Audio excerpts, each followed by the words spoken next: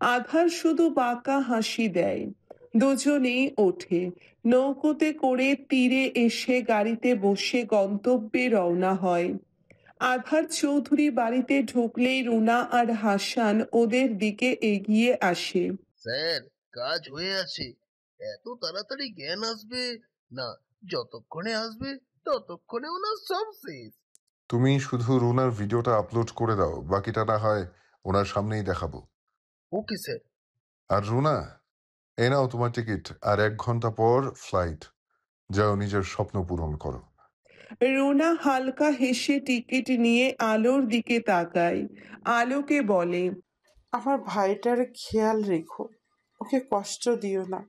আমি আমার সবটুকু দিয়ে চেষ্টা করব আপু। রুনা তারপর চলে যায়। রুনা চলে যেতেই আলো আধারকে জিজ্ঞেস করে, কে ছিল উনি? রুনা আমার এক বোন বলতে পারো। আমাকে রায়হান চৌধুরীর পর্দা ফাঁস করতে অনেক হেল্প করেছে। তাছাড়া রায়হান চৌধুরীর এত অপকর্মের মধ্যে একটা ছিল ওর বড় বোনকে মেরে ফেলা। তাই। তুমি কি করছো ওদের সাথে? বলবো কেন, একটু পর দেখতেই পাবে। এর মধ্যে হাসান এসে বলে, কাজ হয়ে গেছে, ঝড়ের গতিতে ভাইরাল হতে শুরু করেছে। আলোর ফোনে নোটিফিকেশন আসতেই আধার বলে, ভিডিওটা দেখো, বুঝতে পারবে রুনা কি সাহায্য করেছে আমাকে। আলো নোটিফিকেশন অন করতেই দেখে একটা মেয়ের ভিডিও। গলার আওয়াজ শুনে বুঝতে পারছে এটা রুনা। ভিডিওতে রুনা বলছে, আসসালামু আলাইকুম সবাইকে। আমি এমন একজন মেয়ে যে তার সব কিছু হারাতে বসেছিল এক বাবার বয়সী লোকের থেকে। যদি সেখানে একজন না এসে আমাকে বাঁচাতো, লোকটা আমায় বড় বোনকেও আজ লোকটার আমার সাথে জোর জবরদস্তি করার চেষ্টা করেছে। দেখুন। বলেই হাতে গলায় অনেক নখের আঁচড় দেখায়। আপনারা জানেন এসব কে করেছে? আপনারা সবাই তাকে চেনেন। এটা আর কেউ না, রায়হান চৌধুরী। সে আমার সাথে এমন নোংরা আচরণ করেছে। শুধু তাই নয়, তার নিজের স্ত্রীর সাথেও জঘন্য আচরণ করেছেন। আমি আধার চৌধুরীকে যতটুকু জানি তার থেকে বলছি। আপনি আপনার চাচাকে এর জন্য কি শাস্তি দিবেন আধার চৌধুরী? আমি সবার কাছে আমার বোন আর আমার সাথে হওয়া অন্যায়ের জন্য আপনার কাছে বিচার চাচ্ছি। আমি সব প্রমাণ আধার চৌধুরীর কাছে দিয়ে দিয়েছি।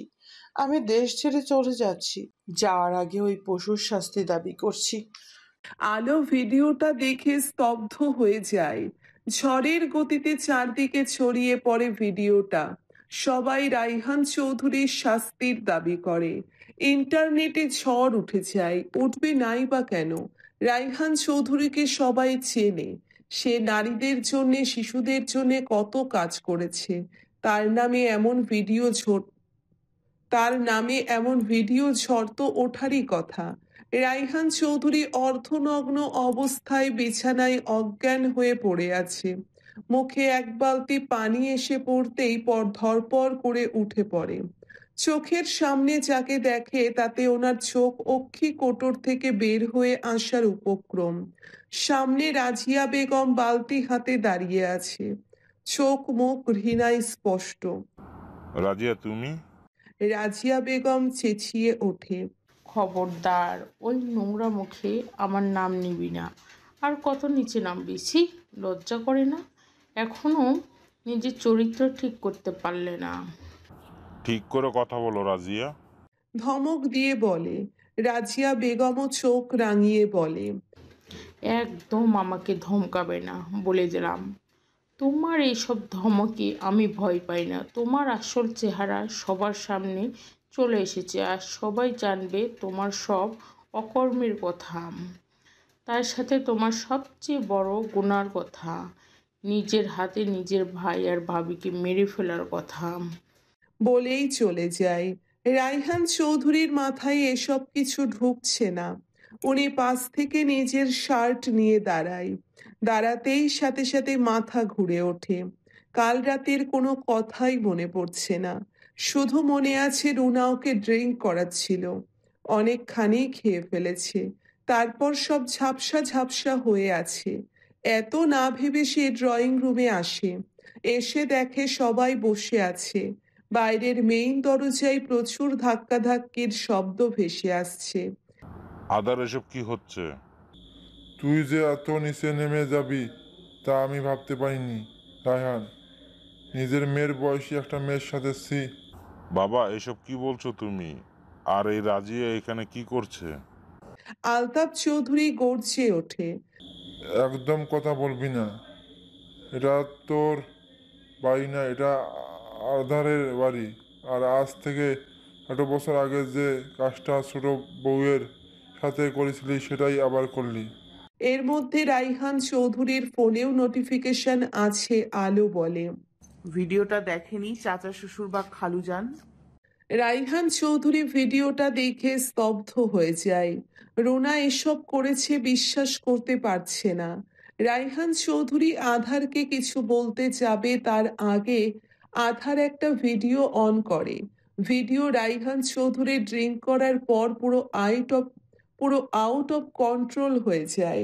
রোনা নিজের মুখে মাস্ক লাগিয়ে রাইহান চৌধুরীকে জিজ্ঞেস করে, ডার্লিং, তোমার ভাই ভাবিকে কে মেরেছে বলো তো?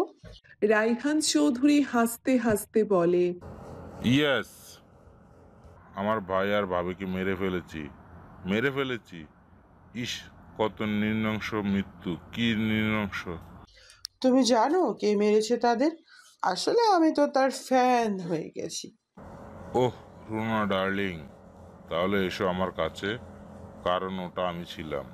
রোনা অবাক হওয়ার নাটক করে বলে, কি? কিন্তু ওনারা তো তোমার ভাই ভাবি ছিল, তাই না? হ্যাঁ ছিল, কিন্তু ওদের জন্য আমি সমস্ত সম্পত্তি থেকে বঞ্চিত হয়েছি। আমি কি আমার বাবার ছেলে না? তাহলে সব সম্পত্তি কেন ওদের নামে করে দিল? তাই তো ওদেরকে পৃথিবী থেকে সরাতে হলো। আমি নিজের হাতে ওদের মেরেছি, নিজে বসেছিলাম ওই ট্রাকে। কিন্তু কি নতুন পরিকল্পনা? সেটা কি? রাইহান চৌধুরী ঢলে পড়ছিল। রোনা তাড়াতাড়ি করে ওর গালে হালকা চড় মেরে বলে, কি পরিকল্পনা করেছো? আমি আমার অবৈধ সন্তান সোনালীকে আদারের সাথে বিয়ে দিতে চেয়েছিলাম, কিন্তু মাঝে ওই আলো এসে সব নষ্ট করে দিল। তাই ওকে সরানোর পরিকল্পনা করলাম। কিন্তু ওই মেয়ের তো কই মাসের জান। ওই মেয়ের এত বড় অ্যাক্সিডেন্ট পর বেঁচে গেল। আমি ওই আলোকে ছাড়বো না, ওকে আদারের জীবন থেকে সরাবই। এটা বলতে বলতে ওখানেই অজ্ঞান হয়ে যায়। ভিডিও শেষ হতেই রাইহান চৌধুরী ঘামতে শুরু করে। আধার শান্ত হয়ে বসে আছে। রাইহান চৌধুরী কাঁপা কাঁপা ঠোঁটে বলে, বিশ্বাস কর আদার, এসব মিথ্যে। এই মেয়েটা আমাকে ফাঁসাচ্ছে। আলতাফ চৌধুরী বিশ্বাস করতে পারছে না তার এক ছেলে আর এক ছেলেকে সম্পত্তির জন্য মেরে ফেলেছে। আলতাফ চৌধুরী যেন পাথর হয়ে গেছে। তিনি জানতেন তার ছোট ছেলে কেমন, তাই বলে বড় ভাই আর ভাবিকে মেরে ফেলবে। তার উপর নিজের অবৈধ সন্তানের সাথে আধারের বিয়ে দিয়ে সব সম্পত্তি নিজের নামে করতে যাচ্ছিল। আজ নিজেকে অপরাধী মনে হচ্ছে। আলতাফ চৌধুরী সেদিন যদি সম্পত্তি সমান ভাগ করে দিত, তাহলে আজ তার বড় ছেলে আর বউ জীবিত থাকতো। আধারও তার বাবা মাকে হারাতো না। আদার, বিশ্বাস কর, আমি এসব করিনি। আমি কেন করবো এসব? এই মেয়েটা আমাকে ফাঁসাচ্ছে। এবার আধার মুখ খোলে। আধার রাইহান চৌধুরীকে থামিয়ে দিয়ে বলে, ওকে, মেনে নিলাম রাজিয়া বেগম, ওই মেয়েটার ভিডিও সব মিথ্যে, কিন্তু এই লোকের কথাও কি মিথ্যে? আধারের নির্দেশ পেতে হাসান বডিগার্ডদের নির্দেশ দেয়। বডিগার্ডরা লোকটাকে নিয়ে আসে। লোকটাকে দেখে রাইহান চৌধুরীর ঘাম বের হতে শুরু করে। আধার তা দেখে বাঁকা হাসি দিয়ে বলে, তো আপনি কি বলবেন যে আজ থেকে 23 বছর আগে এবং বেশ কয়েকদিন আগেও একটা দুর্ঘটনা ঘটেছে, তার ব্যাপারে কি কষ্ট করে বলবেন, নাকি আমাকে উঠতে হবে? আধারের কথা শুনে লোকটা কাঁপতে থাকে। এই কয়েকদিন আগে যে মার দিচ্ছে আধার তা মনে করে কেঁপে ওঠে। লোকটা এটাই সেই ড্রাইভার যে আধারের বাবা মা আর অর্ককে তার ট্রাক দিয়ে ধাক্কা মেরেছে। আধার লোকটার দিকে তাকাতেই লোকটা ভয়ে ভয়ে বলে, স্যার আমাকে মাফ করে দিন। রায়ান স্যার আমাকে এসব করতে টাকা দিয়েছিল। আজ থেকে 23 বছর আগেও একটা গাড়িকে ধাক্কা দিতে বলেছিল।